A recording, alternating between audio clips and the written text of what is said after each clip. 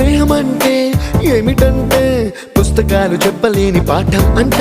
కోరుకుంటే చేరదంట, వద్దు అంటే వెళ్ళదంట. నేస్తమంటే ఏమిటంటే కన్నవాళ్ళు ఇవ్వలేని ఆస్తేనంట. ఇస్తూ నీకై ప్రాణం పంచిస్తూ తన అభిమానం, నీలో ప్రతి ఒంటరి తరుణం చెరిపేస్తూ ఎన్నో వేల కథలు. అరే ఇంకో కథ మొదలు. छोटी छोटी छोटी छोटी छोटी छोटी बातें, छोटी छोटी बातें बातें, मीठी मीठी मीठी मीठी मीठी मीठी यादें, मीठी मीठी यादें यादें.